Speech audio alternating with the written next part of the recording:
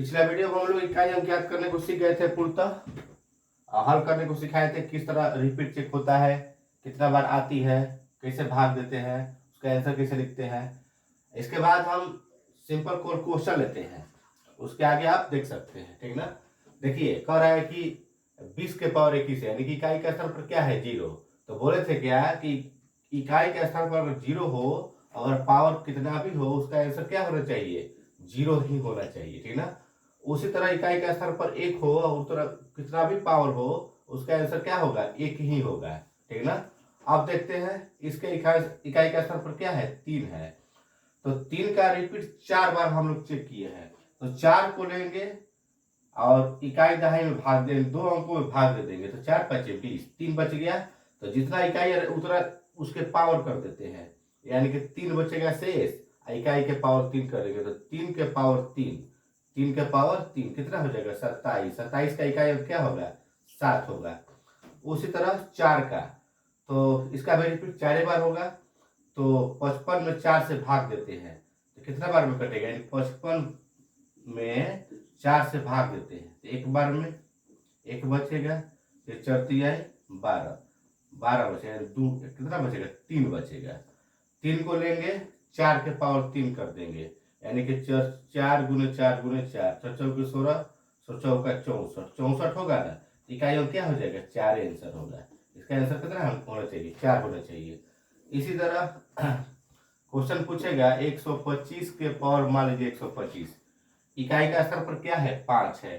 तो 5 का हम लोग रिपीट चेक कर रहे थे, तो देखिए 5 के पावर 1, 5 के पावर 2, 5 के पावर 3, 5 के पावर 4, तो बार बार 5 ही आ रहा था, 5 है, 5 एकम 5, फिर 5, फिर 5 ही आ रहा था। इसका मतलब क्या कि इसका भी इकाई अंक क्या होगा, 5 ही होगा।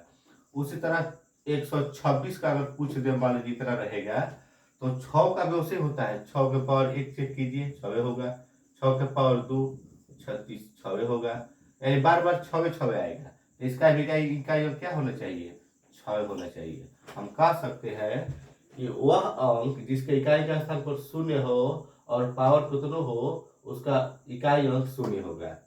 फिर वह अंक जिसके इकाई का स्थान पर 1 हो, उसका पावर कितना भी हो, उसे हल करने पर 1 ही होगा। 3 है, तो 3 का रिपीट चेक करते हैं, तो रिपीट चेक करने पर 4 बार आता है, तो 4 से भाग दे देंगे इतना में, 3 शेष बचेगा, तो इकाई के पावर 3 कर देंगे, तो 27 का इकाई अंक 7 हो जाएगा। 4 का रिपीट 4 बार होता है, भाग देंगे 3 बचेगा, पावर 3 करेंगे 64 होगा, 64 का इकाई अंक क्या हो जाएगा, 4 हो जाएगा। इसी तरह 5 है इकाई अंक, तो 5 का कितना भी पावर क्यों न हो, उसका इकाई अंक 5 ही होगा। 6 का इकाई कितना भी हो, 6 होगा। आगे देखते हैं।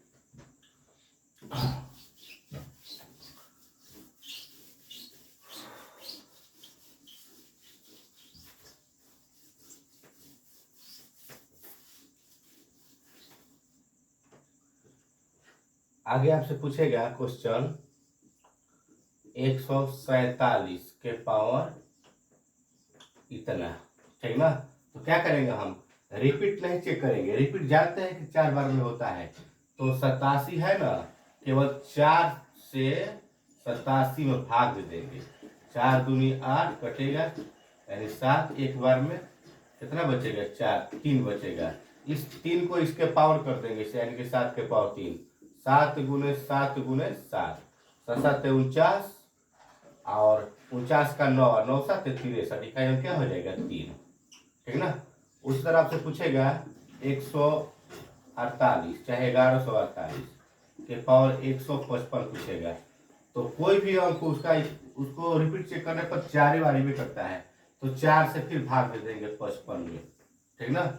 एक बार में कटेगा, 1 बचेगा, 4 12, 3 बचेगा, यानी कि 8 के पावर 3 कर दीजिए, 8 गुने 8 गुने 8, देखिए 8 8 64, इकाई अंक 4, और फिर 4 8 32, इकाई अंक 2, आंसर हो जाएगा 2, ठीक ना।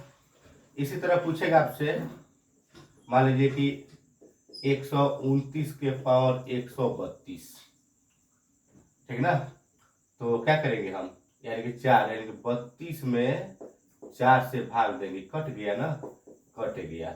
जब कट जाएगा तो क्या करेंगे हम, रिपीट चेक कर लेते हैं, यानी कि 9 के पावर 1, 9 के पावर 2, 9 के पावर 3, 9 के पावर 4, 9 के पावर 5। 9 एकम 9 होगा, 9 9 81, फिर 9 होगा, 9 9 81, यानी कि 1 2 3 4 बार बार आ रहा है ना, यानी कि 2 बार रिपीट कर रहा है इसका, यानी कि अंतिम संख्या क्या होगा, 1 होगा। आंसर कितना हो जाएगा, 1 हो जाएगा। ठीक ना। देखिए इस तरह का अगर देखा जाए क्वेश्चन, ये 2 बार रिपीट, चारों से भाग देंगे तो उतना ही होगा। अगर कट जाए पूर्णतः तो लास्ट पद लिखते हैं, कट जाए तो क्या करते हैं, लास्ट पद लिखते हैं। अगर 2 से भाग दीजिएगा फिर भी कटेगा तो वो लास्ट ही पद होगा। इस तरह आप ज्ञात कर सकते हैं। क्वेश्चन अपने से बनाइएगा, देते हैं कि 1129 के पावर 1129, कुछ करना नहीं है, भाग दे दीजिए 4 से, 4 से भाग दीजिए 29 में, 4 से, 4 आठे 4 7 28, 1 बचेगा तो 1 क्या हो जाएगा, 9 आंसर हो जाएगा आपका 9। इस तरह आप ज्ञात कर लीजिएगा। ठीक ना। इकाई की तरफ पर समाप्त होता है, उतार लीजिए।